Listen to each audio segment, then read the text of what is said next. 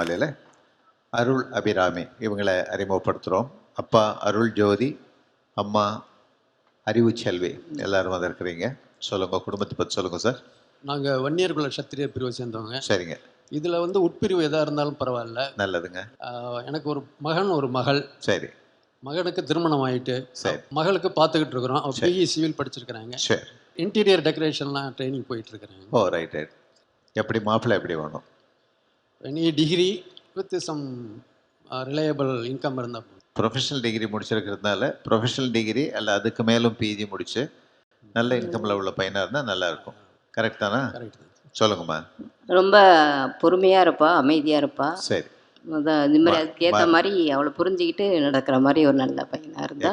Right. அதே மாதிரிமா அருள் அபிராமிக்கு அருமையான கணவன் கிடைப்பாங்க. உங்களுக்கு சிறந்த மருமகன் வருவாங்க. இந்த நிகழ்ச்சியில் வந்து கலந்துக்கிட்டீங்க. சன் டிவி கல்யாண மாலையின் மனப்பூர்வமான வாழ்த்துக்கள். அருள் அபிராமி, வயது 25, பிஇ சிவில் முடித்தவர், சென்னையில் வசிப்பவர். இவர் நன்கு படித்து நல்ல பணியில் உள்ளவரனை எதிர்பார்க்கிறார். அருள் அபிராமி பற்றிய விரிவான விவரங்கள் kmmatrimony.com வெப்தளத்தில் இவரது பதிவு எண் 821604. கல்யாண மாலையில் சரவணன் இவர் அறிமுகப்படுத்துகிறோம். வயது 39. kmmatrimony.comல இவரது பதிவு எண் 822924. ஸ்கூல் படிச்சிருக்கிறாரு. சொந்த பிஸ்னஸ் பெங்களூரில் பண்ணிகிட்ருக்கிறாரு. மனைவியை இழந்தவர். ஓரளவு படித்த நல்ல பெண் தனக்கு மனைவியாக வரணும்னு விரும்புகிறாரு. சரவணனுக்கு அமைய போகும் இந்த வாழ்க்கை மிகச் சிறப்பானதாக அமையணும்னு கல்யாண மாலை மூலமாக மனப்பூர்வமாக வாழ்த்துறோம். கல்யாண மாலையில் ஹரிஷ் இவரை அறிமுகப்படுத்துகிறோம். லண்டனில் இன்ஜினியராக ஒர்க் பண்ணிகிட்ருக்கிறாரு. அவங்கள அறிமுகப்படுத்த அம்மா அமுதா, சித்தி, கீதா 2 பேரும் வந்திருக்கிறீங்க. சொல்லுங்க, குடும்ப விவரங்கள் சொல்லுங்கம்மா. சேவையாளர் வகுப்பை சேர்ந்தவங்க. சரிம்மா.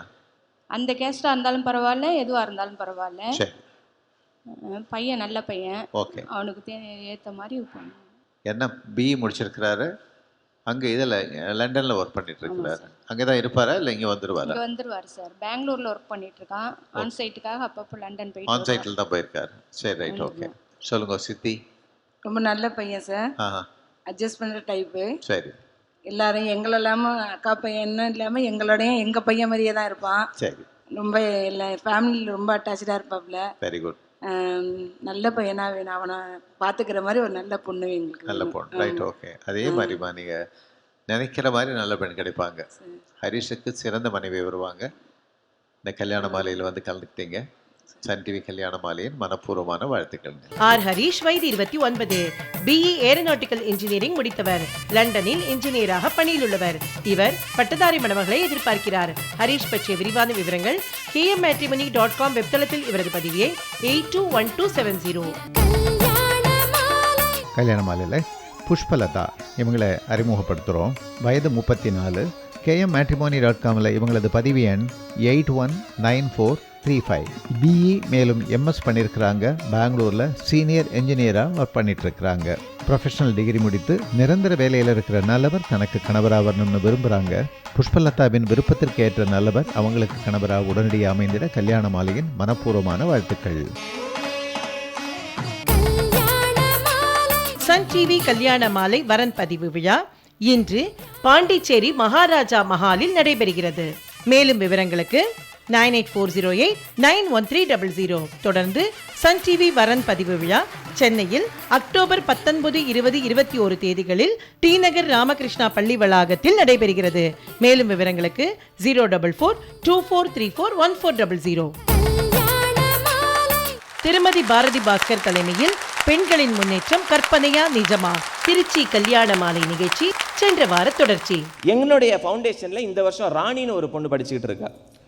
கடலூர் பக்கத்தில் நண்டுக்குழின்னு ஒரு ஊர். டெய்லி 16 கிலோமீட்டர் நடந்து போனோம். 5ஆம் கிளாஸ் வரைக்கும் தான் அவங்க ஊரில் ஸ்கூல். அடுத்த ஸ்கூல் போனோன்னா 16 கிலோமீட்டர் நடந்து போனோம். அவங்க அம்மா முந்திரி தோட்டத்தில் வேலை செய்கிறாங்க. எனக்கு வந்து காலேஜில் அட்மிஷன் போட்ட பிறகு வணக்கம் சொன்னாங்க. வணக்கம் சொன்னப்போ பார்த்தா இந்த கை ஃபுல்லாக தார் ஊற்றுன மாதிரி இருந்துச்சு. இந்த இடம் ஃபுல்லாக கருப்பாக இருந்தது.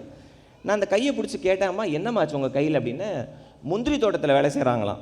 ஸோ முந்திரி பறிக்கும் போது அந்த முந்திரி பால் பட்டு கருப்பாக இருக்குது அவங்க கையெல்லாம். ஆனால் அவங்க அம்மா சொல்கிறாங்க, நான் இதே தான் எங்கள் பாட்டி சொன்ன அதே டயலாக் தான். நான் பட்ட கஷ்டம் என் பொண்ணு படக்கூடாது தம்பி, அதுக்காக எப்படியாவது படிக்க வைங்க அப்படின்னாங்க. 16 கிலோமீட்டர் நடந்து போன பொண்ணு இன்னைக்கு சென்னையில் ஒரு பிரபலமான பொறியியல் கல்லூரியில் படிக்கிறா. அந்த பொண்ணோட பேர் ராணி. இந்த வருஷம் முதல் வருஷம் முடிச்சுட்டு அவங்க அம்மா வந்து என்கிட்ட பேசும்போது என் கை பிடிச்சி சொல்கிறாங்க, தம்பி என் பொண்ணுக்கு நான் ராணின்னு பேர் வச்சதுக்கு ரொம்ப யோசிச்சிருக்கிறேன். என்ன இப்படி ஒரு வாழ்க்கை வாழ்ந்துகிட்டு இருக்கு, இதுக்கு ஏன் ராணின்னு பேர் வச்சேனே, அதோட புரிதல் எனக்கு இப்போ தான்ப்பா புரிஞ்சுது.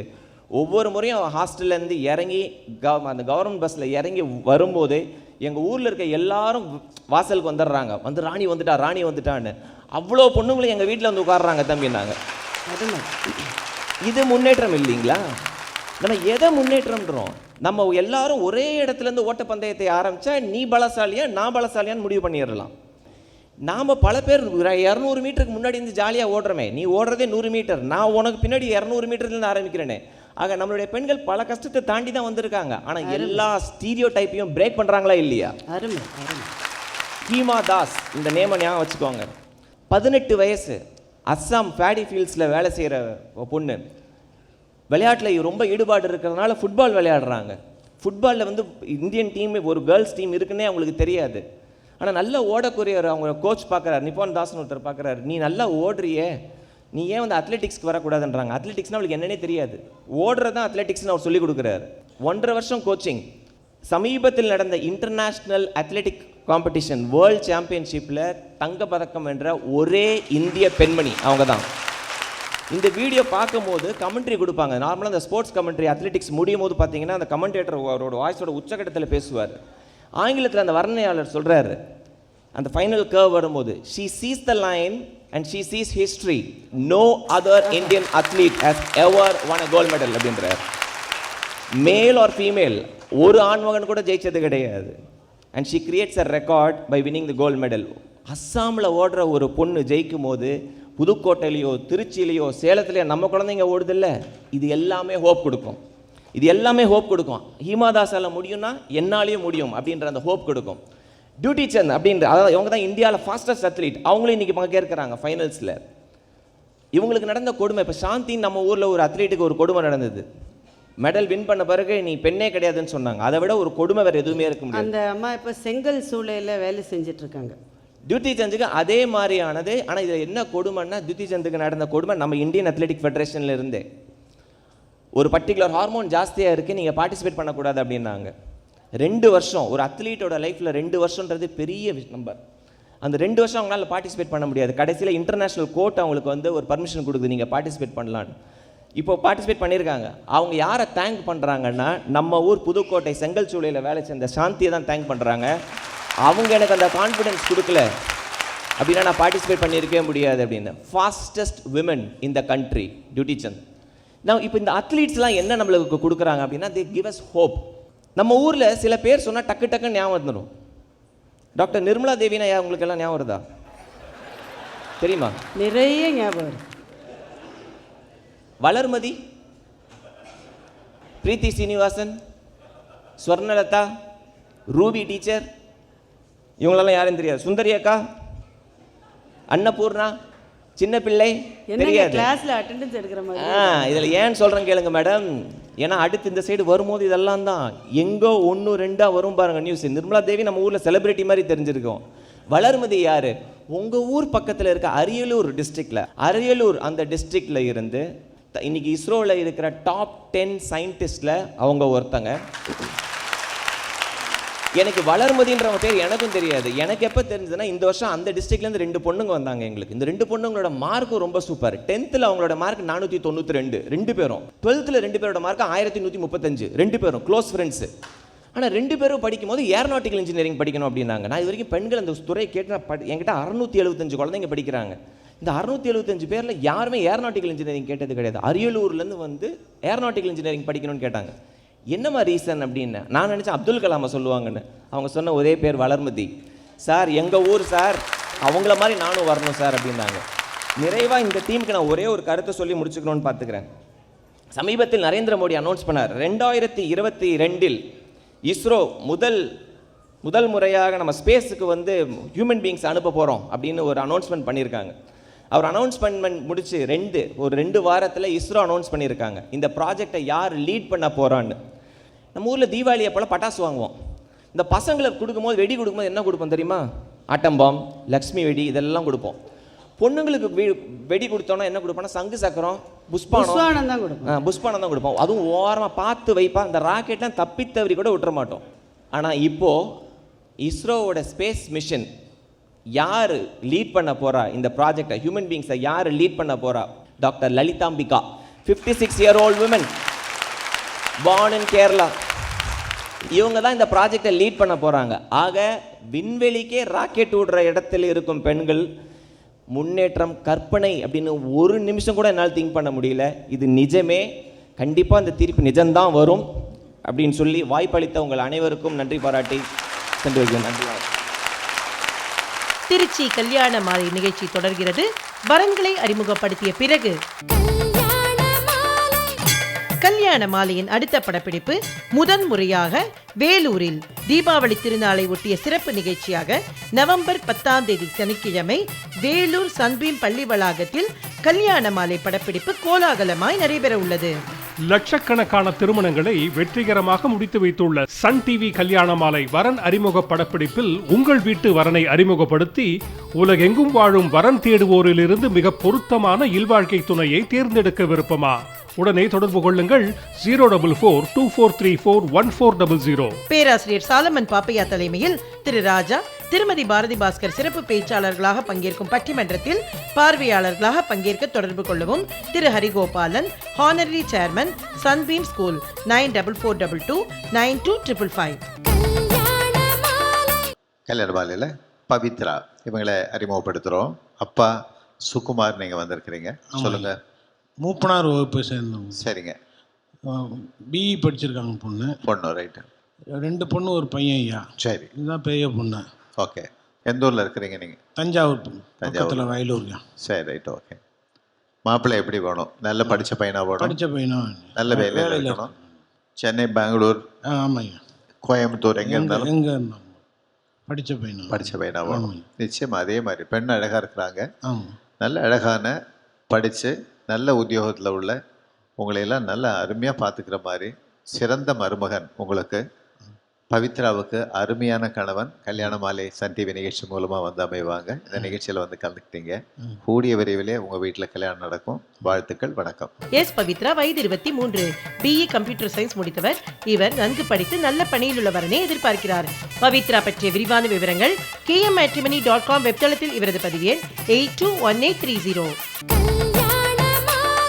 கல்யாண மாலையில் மருதீஸ்வரன் இவர் அறிமுகப்படுத்துகிறோம். வயது 33. kmmatrimony.comல இவரது பதிவு எண் 768072. MS IT பண்ணியிருக்கிறாரு. சென்னையில் எக்ஸிக்யூட்டிவ் ஆஃபீஸராக ஒர்க் பண்ணிட்டு இருக்கிறாரு. டிகிரி முடித்த நல்ல பெண் தனக்கு மனைவியாக வரணும்னு நினைக்கிறாரு. மருதீஸ்வரன் நினைக்கிற மாதிரி நல்ல பெண் அவருக்கு மனைவியாக உடனடியாக அமைந்திட கல்யாண மாலையின் மனப்பூர்வமான வாழ்த்துக்கள். கல்யாண மாலையில் ராமச்சந்திரன் இவரை அறிமுகப்படுத்துகிறோம். வயது 27. kmmatrimony.comல இவரது பதிவு எண் 801828.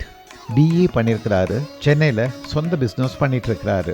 டிகிரி அல்லது பிஜி முடித்த நல்ல பெண் தனக்கு மனைவியாக வரணும்னு எதிர்பார்க்கிறாரு. ராமச்சந்திரன் எதிர்பார்ப்புக்கேற்ற நல்ல பெண் அவருக்கு மனைவியாக உடனடியாக அமைந்திட கல்யாண மாலையின் மனப்பூர்வமான வாழ்த்துக்கள். சன் டிவி கல்யாண மாலை வரன் பதிவு விழா இன்று பாண்டிச்சேரி மகாராஜா மஹாலில் நடைபெறுகிறது. மேலும் விவரங்களுக்கு 9840891300. தொடர்ந்து சன் டிவி வரன் பதிவு விழா சென்னையில் அக்டோபர் 19, 20, 21 தேதிகளில் டி நகர் ராமகிருஷ்ணா பள்ளி வளாகத்தில் நடைபெறுகிறது. மேலும் விவரங்களுக்கு 04424341400. பெண்களின் முன்னேற்றம் கற்பனையா நிஜமா? திருமதி பாரதி பாஸ்கர் தலைமையில் திருச்சி கல்யாண மாலை நிகழ்ச்சி தொடர்கிறது. வாழ்க்கையில் நமக்கு ஏதாவது ஒரு 2 நிமிஷம் சோர்வு இருந்தால் சுஜித்தோட பேச்சை கேட்டால் போகிறோம். அத்தனை சோர்வும் அப்படியே பறந்து போயிடும். இருள் படர்ந்த கிராமங்களிலிருந்து வந்து படித்து திரும்பவும் அந்த கிராமங்களுக்கு போய் ஒளியேற்றுகிற பிள்ளைகளை பற்றி ரொம்ப அழகாக சொன்னார். பல சமயங்களில் நான் ரொம்ப ஆச்சரியமாக யோசிப்பேன். ஒரு பெரிய ஐடி நிறுவனத்தில் ஹியூமன் ரிசோர்ஸஸ் பிரிவில் பணியாற்றுகிற ஒருவர் எப்படி இவ்வளோ பேஷனேட்டாக இந்த மாதிரி பேச முடிகிறது அப்படின்னு. ஆனால் இன்றைக்குத்தான் எனக்கு அதற்கான விடை கிடைத்தது. அருள் நெறியினுடைய மகன் வேறு எப்படி இருக்க முடியும்? இப்படித்தான் இருக்க முடியும். இப்போ சுஜித் என்ன சொல்லியிருக்காருன்னா, முன் ஏர்கள் செய்கிற பயணத்தினுடைய புனிதத்தை பற்றி சொல்லியிருக்கிறார். ஒவ்வொரு குடும்பத்திலையும் எது ரொம்ப கஷ்டம் தெரியுமா? அந்த முதல் பெண் படிக்கிறது தான் ரொம்ப கஷ்டம்.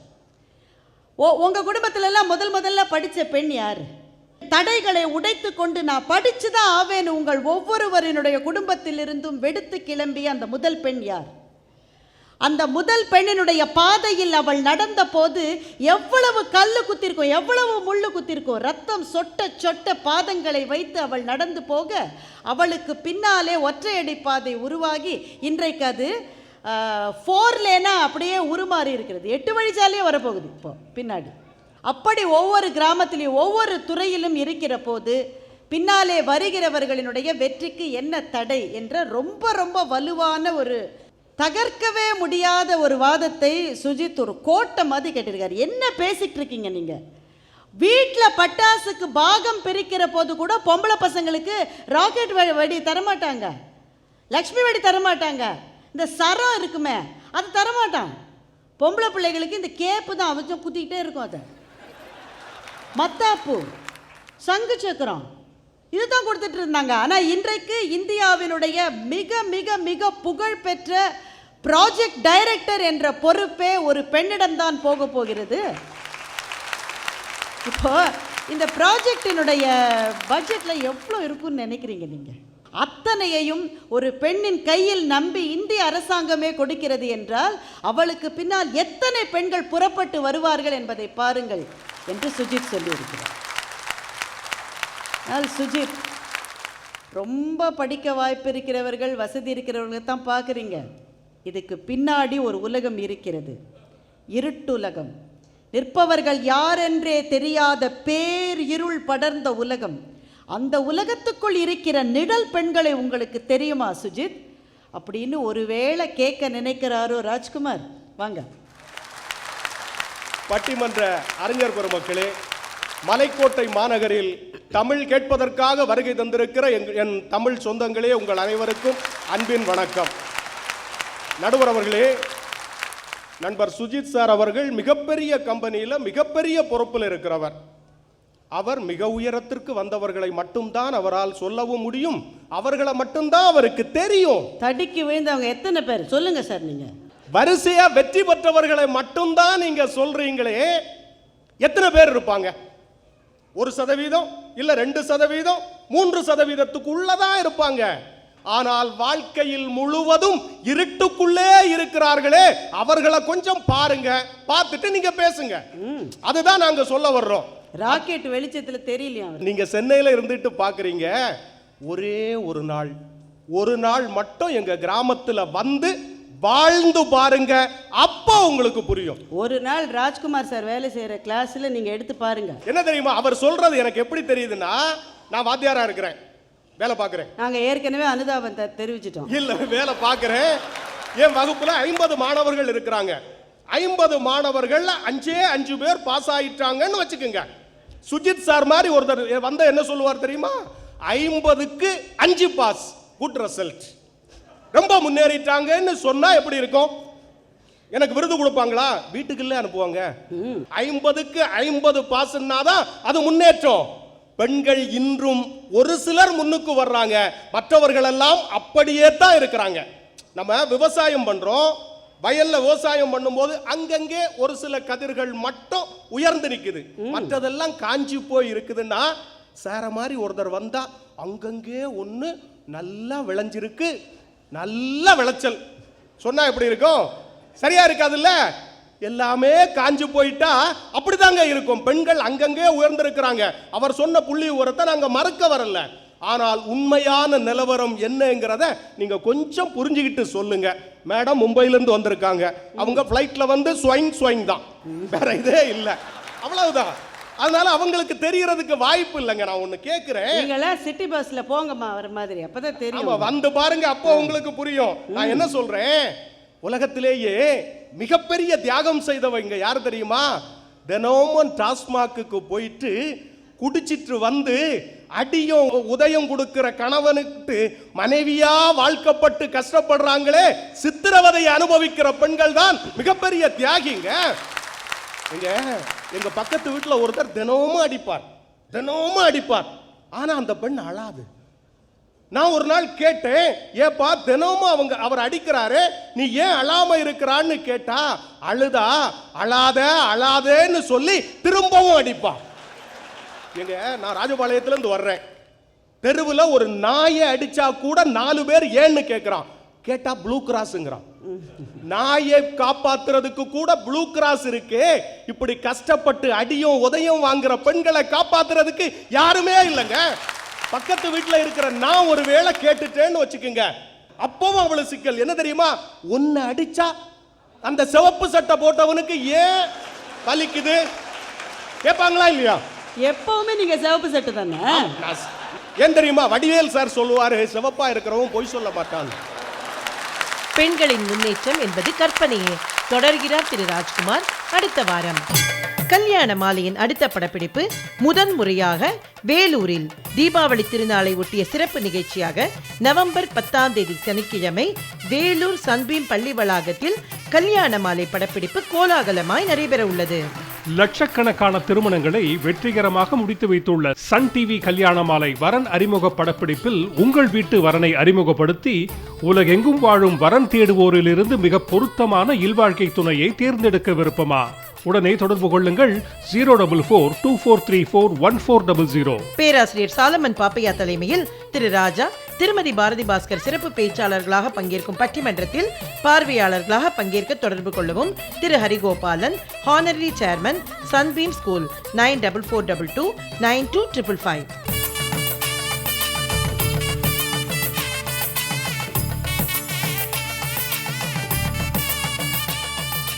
உங்கள் வீட்டு வரனுக்கு மிகச் சிறப்பான இல்வாழ்க்கை துணை அமைய பதிவு செய்து கொள்ளுங்கள் KMmatrimony.com.